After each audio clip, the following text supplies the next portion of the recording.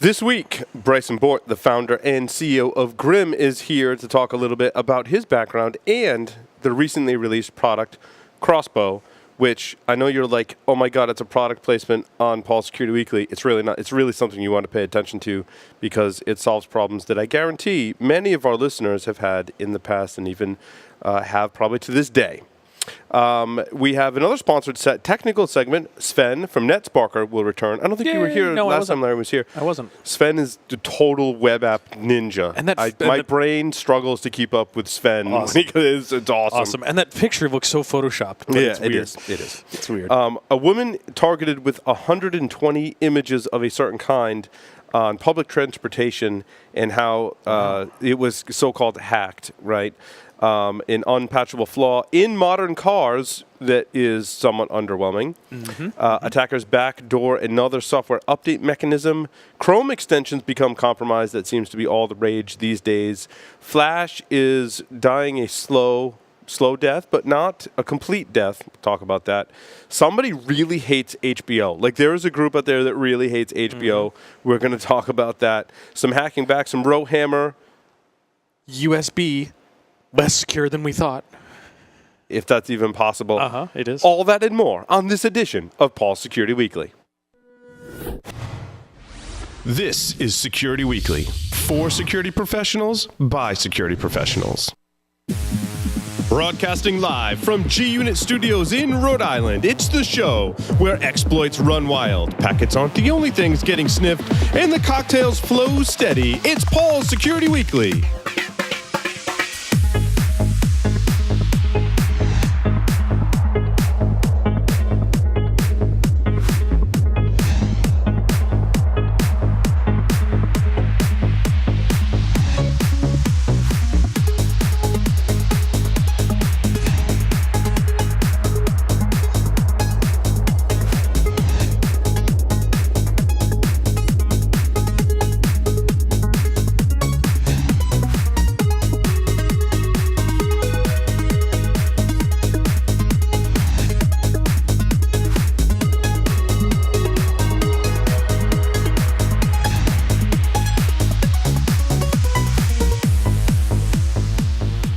Brought to you by Logarithm's Netmon Freemium delivers real-time network visibility to quickly identify emerging threats in your IT environment. Netmon Freemium is a free commercial-grade network forensics and traffic analytics solution. You can use Netmon Freemium's powerful capabilities to search against all observed network traffic, identify abnormal traffic patterns and application usage, and quickly analyze full packet captures. Take the first step towards real-time network visibility. Visit logarithm.com/freemium to learn more and download it today.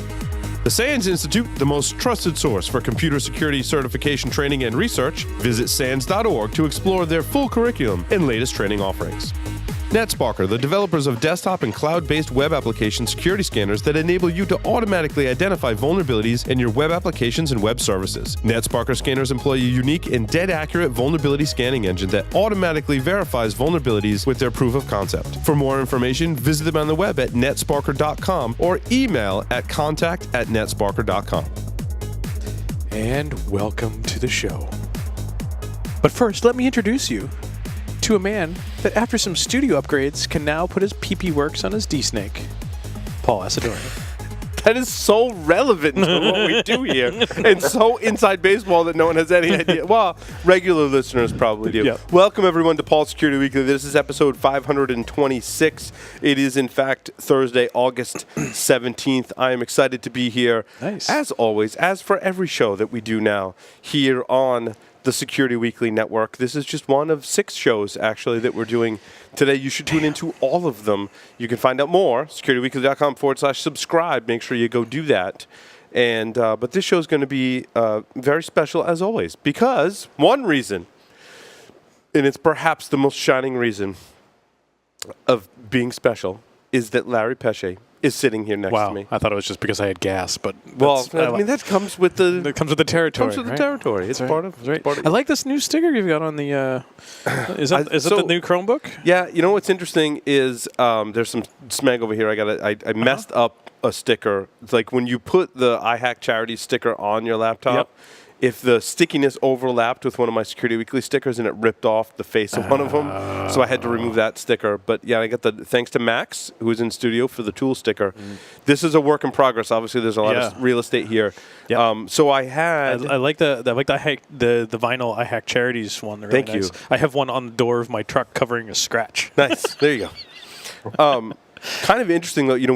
We could do like an entire show on our own personal technology and how we get by. So I had the Samsung Chromebook Plus, which is the ARM processor, and these are Chromebooks that have the flippy thing and the stylus. That and then I upgraded to the Samsung Pro, which is the black one that has an Intel M3 processor. And still does the flip thing, excuse me, in the stylus. This is still running Chrome OS, but the reason that released the stickers is, like, I had gotten the stickers and the other one is silver, on my silver one, to a point where I was almost happy, and then I upgraded, and the other one's going to a new employee, and it's all stickered up for her. Good, perfect. At least it's stickered up. So yeah, it's a work in progress on this one. I had to start all over with stickers. On the lines via Skype, Mr. Joff Dyer is here with us. Joff, welcome to the show. G'day, Paul. Good to be here again. Good to have Lovely you. Thursday evening. Yeah. Mr. Jeff Mann is here with us as well. Jeff, and your spirit animal has joined us this evening. Yes, we are both here in spirit. Yes, very nice, very nice. Quick announcement, itpro.tv/Security Weekly. Discount code is SW30. It gets you 30% off your monthly membership for the lifetime of your active subscription, and it allows your manager, because your company's going to go buy a subscription, right? This is just how it's going to work. Your company's going to buy a subscription to IT Pro TV. Your manager's going to help manage your training. They're going to assign modules to you. They're going to keep track of your progress. They're going to give you all kinds of time at work. Well, maybe not all kinds, but they're going to allot time for you at work to do your training, because they can see how little or how much training that you're doing on the job, which I feel is extremely important for really any job, especially in security, as we always have things we need to learn and keep up on. So I think it's a fantastic thing, itpro.tv/Security Weekly, to learn more. Brilliant. Let's jump right into our feature interview for this evening. Bryson Bort is here with us. He is the founder and CEO of Grimm. Prior to Grimm, Bryson led an elite research and development team division that directly contributed towards national security. Bryson, welcome to the show. Thanks for having me, Paul. Good to see you again. It's good to see you, Bryson. It's nice to have you here. I want to first start, Bryson, with how you got your start in information security. Well, I think I got my start the way a lot of us did. When I was a kid, I tore things apart that I wasn't supposed to and got yelled at a lot for it. Pretty much anytime anything broke, it was my fault, whether or not I'd already fixed it. And I just continued to take that passion up through school and did computer science and just continued education. And when I got an opportunity with the Army to go into tactical communications, which half of that was not just doing fun things in the field, but the other half was, 20 years ago when you ran around with the gold disc, solving and fixing every patch manually by touching each machine. So it kind of leads us to today. So, Bryson, were you enlisted did you go enlist in the U.S. Army, or did you work as a contractor, or how did that all come about? Or was it that you were on the bad side and they said go to the Army or go to prison? All right, Larry. So I haven't been faced with jail like you have. All right, wow. I'm always there to help bail you out at midnight. Yeah, I wouldn't exactly say I was faced with it, Bryson. Sorry. We all got to do what we got to do to get by. Hey, absolutely. No, actually, Sabre and Tarbucket right here behind me. I went to West Point. So when you graduate West Point, you're automatically commissioned as an officer. Yes, sir. Wow, that's awesome. That's awesome. You had some experience working for the Army and DoD. At some point, you decided to start your own company. So tell us how Grimm got started. Well, as you can identify with, there were a handful of alcoholic drinks involved. I wasn't happy in the last job that I had, and I wanted to do something else, and I didn't know what. So I went out to a group of friends, and I just canvassed and said, hey, I want to do something else. I'm not sure what, any ideas? And somebody eventually said, why don't you start your own company? And that's risky. I mean, that's not for me. But more importantly, at that time, I didn't have an idea that I was passionate about, that I believed in, because I don't think that you should start a company to make money, which probably sounds odd, but for me, I knew that when you start a company, you're going to have that honeymoon phase, and at some point, you're going to wake up at the nadir of that honeymoon and go and look to the left of you and go, oh my goodness, what am I doing? And it requires a belief in something that's going to get you out of bed. And it takes that belief to be able to honestly lead a team of folks so that they will follow you and they would want to be a part of that. And so it was literally a few months of kind of having background processes thinking about that. And I was on a flight to Texas, had a few cocktails, and on a cocktail napkin, I just started sketching out an idea for a different kind of sensor framework. And that's what sparked the idea for Grimm. That's awesome. So tell me about Grimm in the early days. At DEF CON, you had your release party for the crossbow product, but obviously Grimm's been around for quite some time. So as much as you want to share about what Grimm's been doing in those years. Sure. So Grimm's been around for 5 years. And probably the biggest change is that in the beginning, it was just me with 40 voices in my head. And now there's 40 or 50 engineers. And I'm pretty sure they're not figments in my imagination. So, so far, so good. That's awesome. And there's three of them behind you right now. Supporters of the security conferences between providing training. We supported 2 classes this year at Black Hat. We've been a part of the car hacking and the industrial control systems villages since the beginning. In fact, I want to give a shout out there to Tom Van Norman, who's been very kind to us over the years in helping us. Probably our first public debut of anything was with Tom's help. So imagine RSA 2015. And if you've ever been to RSA, it is the largest, glitziest event that I've ever seen. And I mean, they have 2-story booths where you can walk up and have meetings at the top because they build these structures. And so our tiny little company at that time, we had a lot of guts and a lot of ideas, but not a lot of money. So we couldn't afford to do anything at RSA, but the ICS wall was there at the Innovation Sandbox.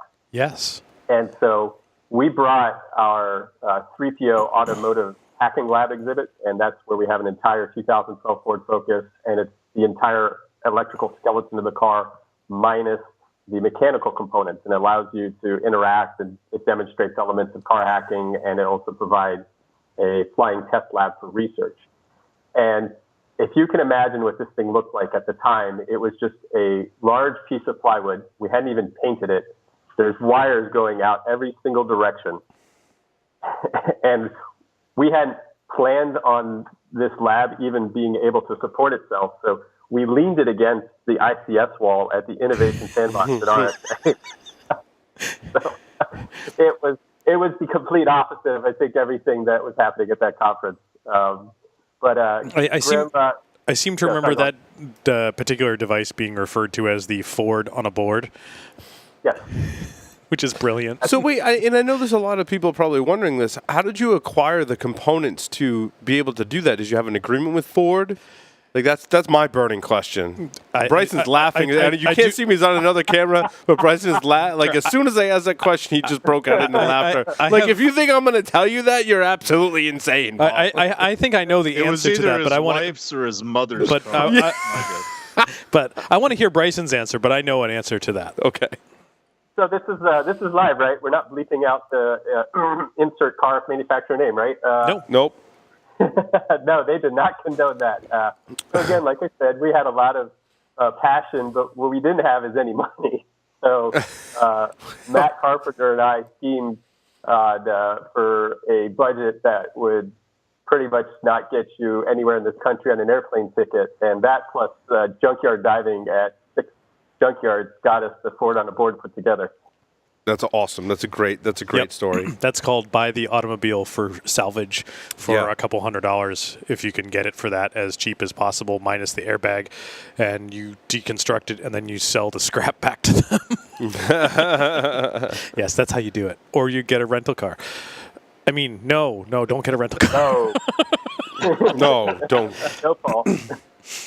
So Grimm's been doing a lot of projects like that, and we do those because it helps advance the state of the art, as well as it provides an opportunity for the community to come and interact with different exhibits for folks who've never hacked cars. Our Howdy Neighbor Smart IoT House, which has pretty much every device you can imagine in it. And all of these have to go through what we call the spouse test, which means if you've never programmed before, let alone ever hacked, or have any interest in doing something that's a different platform or a different approach than you might have experienced before, you can come up and go through some examples and be able to demonstrate basic level hacks and start to get oriented to the system. And then, of course, go take the red pill and you can go even further down the rabbit hole. And all of that represents, we do hardware, firmware, and software vulnerability research and assessments from anywhere from small companies all the way up to the top Fortune. And that was really the foundation for Grimm, correct? And still largely is to this day, Bryson? Just so people can get an image of what Grimm is as a company. Yeah, exactly. Okay, so but then at some point, you were like, people have security problems above and beyond the hardware, firmware, industrial control systems, and vehicle security, and you wanted to address one of those problems. Like, how did this come about when we're going to talk about the Crossbow product, but you, I think, had some really, in my opinion, had really great insight into probably one of the top problems that we struggle with as a consumer of security products. Like, how did that all come about and stem from kind of this, what I feel like is shrouded in secrecy, hardware, ICS, industrial control systems, security and hacking company, and you were like, well, people all have this problem, we're going to go solve it for them. Well, like the best ideas, it wasn't even our own. We had a Fortune 50 company that heard about our reputation, and you know who they are. And they made themselves famous one day through a security compromise. And as a result, they, like a lot of companies, they got all the budget they could possibly want.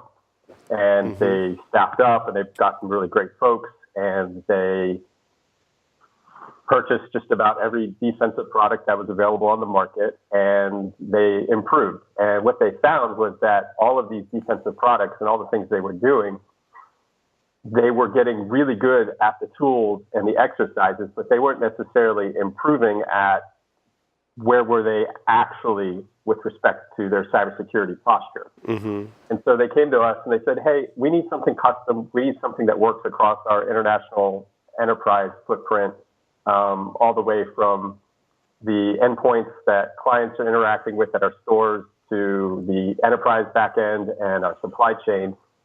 And could you build something like that? We're like, yeah, we could absolutely do that. And then, being the halfway intelligent individual that I am, I'd read about these before, and that sounded like one of those things called a product. So I went back to them and I said, can we have the intellectual property? And I, being new to this, was expecting some sort of pushback, and they're like, yeah, because from their perspective, the more folks that use this, the more that this contributes. It's a safer environment for everyone, as well as we could build a stronger and more sophisticated platform that solves a lot of the issues that were out there. That's a smart customer. And so basically they basically charged you with creating a tool that allowed them to test their complete security architecture. Is that true, or is that more kind of encompassing than what you set out to do? They had some initial goals for scalability and particular items. And so we co-developed those requirements with them. And then we decided that on top of that, we saw where there was this gap in the market, because it wasn't something we've been paying attention to. We weren't a product company. We were an elite services company. We were doing a lot of work with all sorts of different elements, from helping international companies create their own cryptocurrencies to your traditional high-end mobile and web application penetration testing and improvement. And it didn't occur to us that there was this gap in the market that nobody was able to continuously assess and get a true understanding of what was the risk exposure that they had from cybersecurity. It's really fascinating. Bryson and I have already talked about this product, and it's more fascinating. The more we talk about it, Bryson, the more fascinated I am with how it came to be and what it can actually do. On our other show, Enterprise Security Weekly, we talk about all of the enterprise security solutions, and one of the pain points is always, how do I test them? And I think a lot of people have their own test methodology, but it only kind of like incorporates certain elements. So what do you do in the Crossbow product that would allow myself, if I had an enterprise and I wanted to make sure my solutions were working properly, like what does Crossbow do to help me test those solutions? Sure. I think I would start by contrasting what's there. So I think there are a lot of phenomenal penetration testing tools, and the world does not need another penetration testing tool. And there's too many to list, but they are really good. They are mature products. Some of them have their own conferences, and there are a lot of great technical folks who know how to use those. But the challenge with penetration testing tools is that they don't scale well. And a lot of them are focused more on the latest exploit that's been there and attempting to replicate that, and then using that to see, does this exploit this configuration? Does this exploit this system or group of subsystems? And that doesn't necessarily emulate the threat that's out there or the way an adversary, of course, being a lot of different types of folks, would attack an enterprise. And what Crossbow does is it allows the end client to run it themselves on a SaaS platform or on-premise and emulate any threat campaign they want at scale in less than a minute, and then do that repeatedly. And that's the big difference, is that the core code continually has these modules of communications, on-box capabilities, deployment methodologies, and then the techniques, tactics, and procedures that an adversary would employ in an environment.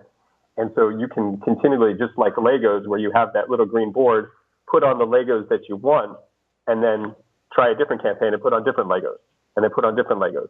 And as a result, over time, you run the spectrum of being able to test without having to spend the amount of, right now, the way that you would do this is red teams spend a lot of time and effort on building each one of those campaigns. And with this, it's all right there, and the Legos just keep coming together. And then the way that we allow it so that you could run the same campaign over a period of time, and each time it looks different, is not only is it different down at the binary level with the way it's packed, so the signatures are different, we also provide a gray network so that the command and control is continually shifting and it looks different each time. I just want our listeners to reflect on that, because when Bryson first told me I was highly skeptical, I'm still highly skeptical. It's only because I've spent time with Bryson and we have mutual friends that I believe what Bryson is saying. So I want to turn it over, not to Larry, because you know Bryson before, but Joff or Jeff, to just kind of grasp what we're talking about here, and how cool this is for organizations to have access to this level. Joff, I don't know if I'm kind of putting you on the spot, right? But you do penetration tests for a living, right? I mean, this is one of the goals of penetration testing, and this is putting it in the hands of the enterprise or really any defender. Do you have questions for Bryson up to this point? Yeah, first of all, that was a really big statement you just made.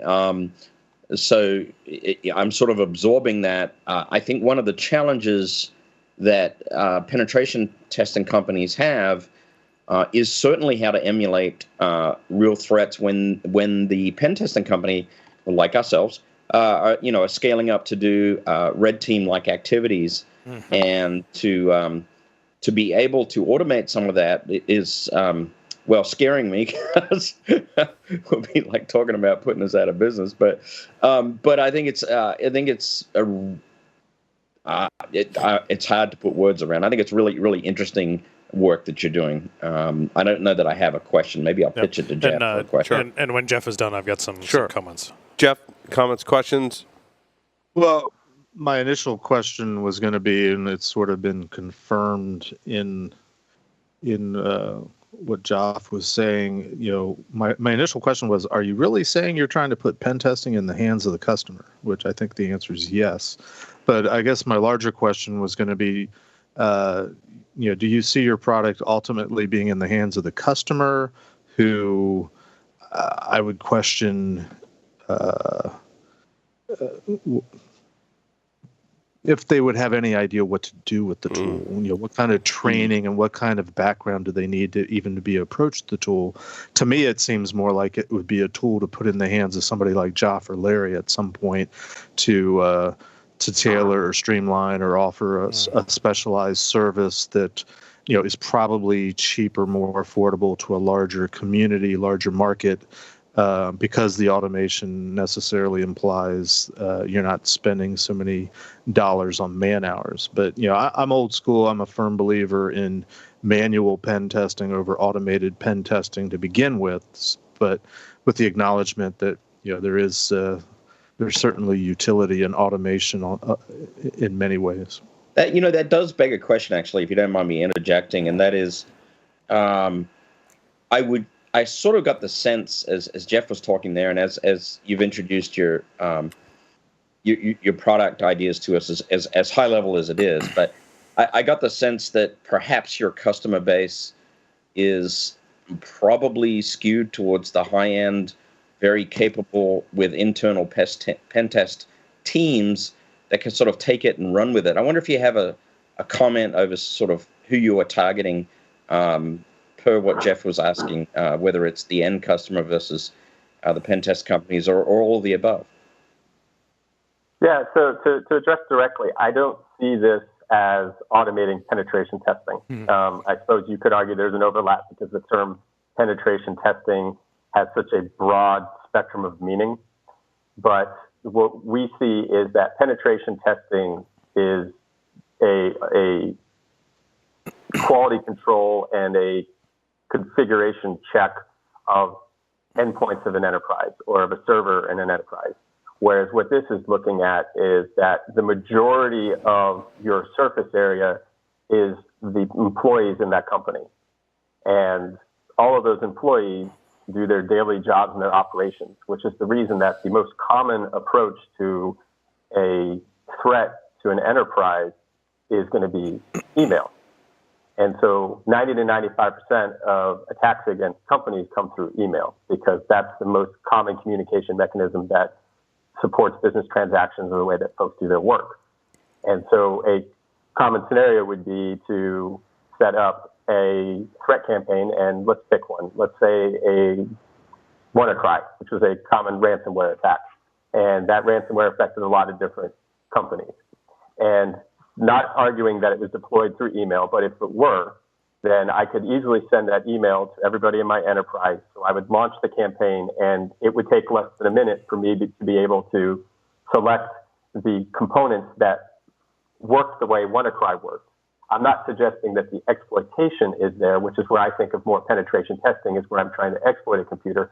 But I don't have to use exploitation to be able to have somebody go to an email and have that email pull down from a drive-by site, or have them open up an Adobe PDF or something different like that. What I do need to do, though, is to make sure that the communications that replicate the lateral movement or the command and control, because at the end of the day, none of these things work without that ability to do interzone communication.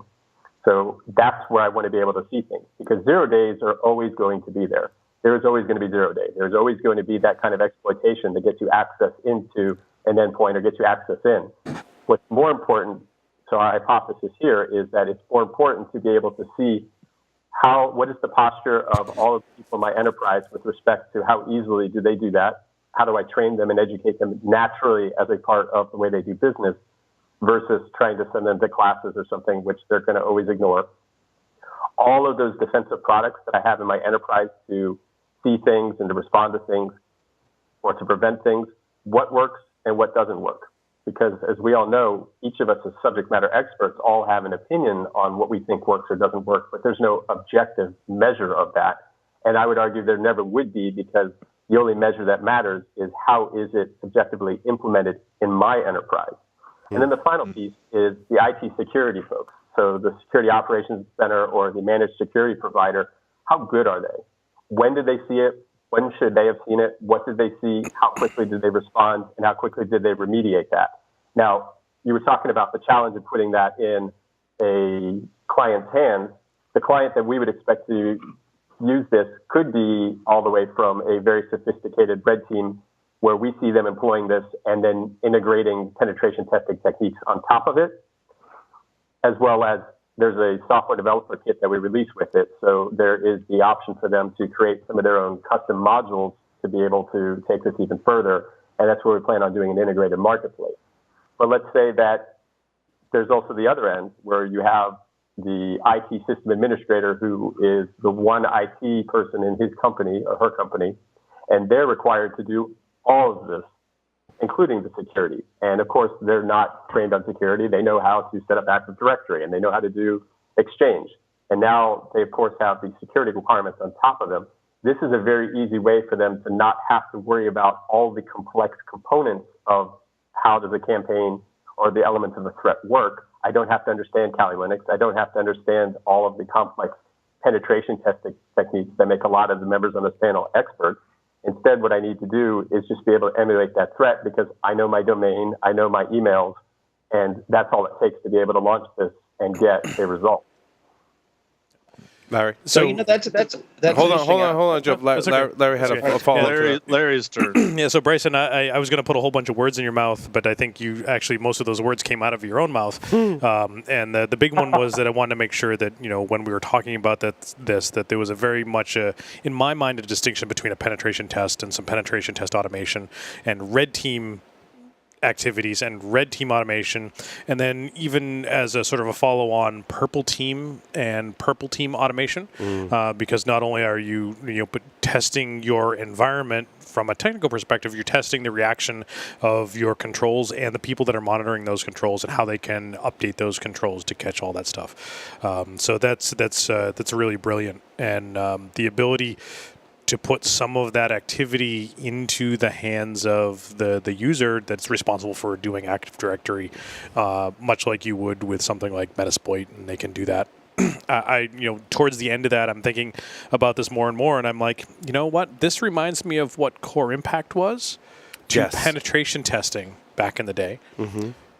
Now Crossbow is like Core Impact of the red team, purple team sort of activity, or is starting to be that. And that's unbelievable to see. Joff, you had questions, comments? Yeah, what I really like, I think that was being alluded to is the concept of getting some sort of qualitative metrics around the result, right? One of the things that we do at Black Hills is to we call them C2 pivots, but we do a testing where we're actually trying to give the customer a distinct measure of how effective their defenses are, without actually going through a phishing campaign, without having to go through a USB drop or whatever you want to call it, but. And I think you're alluding to the same thing with automation. Get real metrics to the customer that measures how their people are reacting, and I think that's a really important aspect. It was really good to hear. And Bryson, I think one of the differentiators for me is, and I like your parallel to Core Impact and insight in that product. It's not about vulnerabilities and exploits. It's about what can I do if I test if someone is going to have the malware put on their system. What can I do from there? And how do I measure and test what defenses they've bypassed? That's a very different strategy from just testing if vulnerabilities and exploits are there. Because like you said, Bryson, there's always going to be a zero-day exploit somewhere.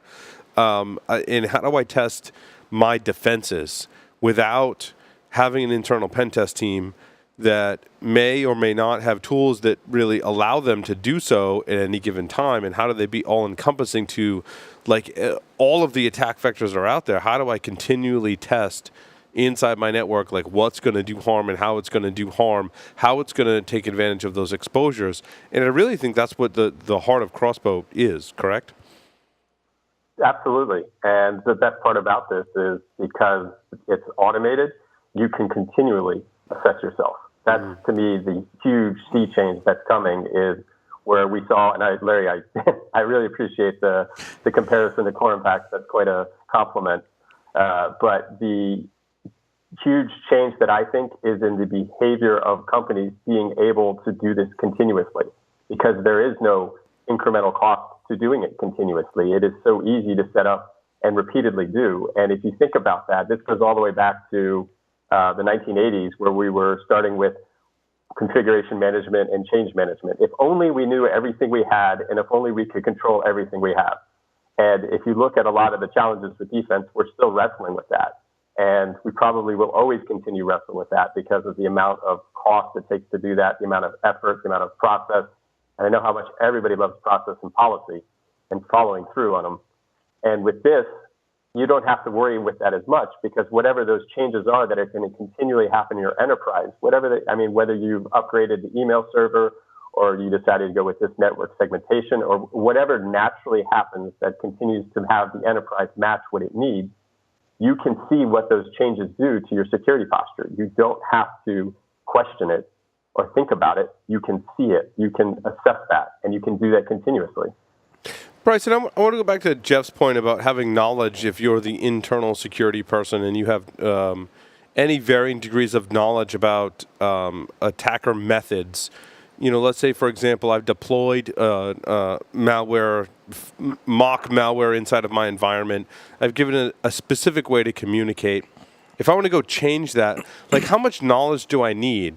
Like, if my talkback method is to tunnel over DNS and then my defenses have blocked that, like, do I need to know what, like, the next, like, greatest callback method is? Or, like, how much does your product automate that? So that's all automated. When I talk about communication modules, we go all the way from the simplest, which is HTTP unencrypted, to HTTPS, which is common. DNS is another. We've also implemented some other ones as we started to get creative. So, for example, we use Twitter, for example. Mm-hmm. We do different kinds of steganography. And the other thing that's cool is that we've created dials so that you can sort of do easy, medium, and hard of it. For example, if I'm doing steganography, there's different complexities to the steganography, all the way from I embed my commands and data into the first or last bits of the image to I use algorithms that intersperse it throughout the image, and it's almost impossible to find. So very easily, the user doesn't have to understand steganography or anything to do with how it works, because it's an embedded communications module with that campaign. All they have to do is select it or select the level of complexity to it. And that's just a brief list of a lot of them. We have multiple other modules, and we're continuing to make more. And one of the fun things about where we're releasing the software development kits, and for companies like Black Hill that do this kind of work, that those sophisticated companies are going to create their own modules as they start to use something like this with clients. And we want them to be able to have that option to sell that on the marketplace for others to use. Or, of course, that will become part of a differentiator with how they would use the Crossbow platform. Now, do you explore the exploitation method as well? I speak with a lot of endpoint detection and response companies, and they're all about, you know, the detection and the response aspect of it, but a lot of them are moving into the protection. Like, how does a system actually succumb to some kind of exploitation? Do you also test those exploitation methods, or do you just assume that an exploitation method is going to be successful? So we do enough research that the Crossbow platform is going to be able to evade most antivirus products and endpoint detection, just the way the campaigns would. And then as a part of the marketplace, we're also rolling out specific neutered malware. So whereas you could simulate and replicate the WannaCry campaign, you could also use an actual sanitized WannaCry example out of the marketplace if you wanted to test with that specifically, for example. Does that answer your question, Paul? Yeah, I mean, when I use your product, I'll phrase the question a different way. When I use your product, do I get to select the exploitation method, or am I just assuming that a user is going to execute my payload, and it's all about how the payload executes and how it communicates after the fact, or do you test the exploitation methods? No, so we don't test the exploitation methods, and that's part of where I was distinguishing that from what I would consider more of the pure penetration testing approach. Mm. Now, Bryson, you and I have chatted previously, and I asked you, I'm like, this all sounds really awesome and very similar to Core Impact, Larry. When we were doing that in the early days, they were one of the initial sponsors of this show. They're actually they bought the beer for episode 1. So I can tell you how far back we go with Core. That was nearly 12 years ago. Yeah, almost 12 years ago. So the concern with products like that, and I remember he was a mentor to a lot of us and still is to this day, Stephen Northcutt. And we were kind of concerned, like, if this got into the wrong hands, this would be really bad. Like, this sounds like something, Bryson, that I would go on, like, the dark web, like Silk Road or whatever that was in the news recently this week, and, like, buy as my exploitation kit. So what protections do you have to make sure this doesn't fall into the wrong hands? Because it sounds like a kit that I would go buy on the dark web. Well, Paul, first of all, I appreciate the opportunity to have this publicly recorded so that when the FBI comes knocking in a year, I've got my get-out-of-jail-free card established. There you go. I also appreciate the fact that Paul said dark web. I did. So I'll work cyber into there somehow, too, in APT. Yeah, so this is not something that's available to the average consumer. This is something that companies sign up for. Each campaign has a unique fingerprint. So if somebody tried to do something, that fingerprint is tied to that individual and to that company, and along with, of course, the contractual liability. The second part is that the command and control is hardwired in, which is both a protection mechanism from somebody trying to use this for illicit purposes, as well as it is also prevents your crossbow campaign from being hijacked by somebody else. I'm not going to call names, but I can think of another company that I've seen, and it looks like their approach to penetration testing and red teaming is lining you up exactly to have it hijacked. So they're almost a compromise in by using them. Additionally, besides the fact that the command and control is hardwired in, there are lots of safeguards with respect to the way that the domains and the limits are set. There are time limits built in. There's an automated kill switch that's built in so that you don't have to worry about this running amok in your enterprise. You have complete auditing and visibility. Every activity is captured. Every single node, every activity that is run on that node is captured in real time, all viewable through a common dashboard. Nice. So I have another question, if I can. Yeah, go ahead, Jeff. I don't know, Bryson, if you're at all familiar with the PCI security standards. I am. Well, and we can try to fill in the audience as we go along. You know, which requirement or requirements would you be trying to sell your customers on? You know, using Crossbow will help you meet or help you fulfill requirement X. I'm sorry, can you say that again? I'm also trying to deal with my frozen screen. Sure. I'm trying to get a feel for. I appreciated your follow-up description. You know, where you said it's not so much a pen testing tool; it does other things. So I'm trying to fit it into what PCI requirement would it satisfy? If I was a customer wanting to use your product, which PCI requirement or requirements would I be meeting with using Crossbow? So I think that this is one of the challenges, is something like this doesn't have an exact analog in today's market, is that I think this matches the requirements for a company to, right now where they say, hey, you need to have done a penetration test or a red team once or twice a year. That level of compliance, I think, is more than met by what Crossbow does and in a more effective manner. Right. Yeah, I mean, I would agree with that, and part of that's because the requirement for pen testing is still, with clarification in version 3, somewhat open-ended. But when you were saying it does these other things, I started thinking, well, it sounds more like either a vulnerability management tool. When you were talking about it goes out and does configuration checking. It almost could be used. There's a requirement to do an annual. I think it's still annual. Incident response exercise. In terms of detection and how well does your network hold up to some sort of an attack. It almost would fit into that category, and it almost would fit into, and this is where you kind of have to sell the PCI community, not the end customer.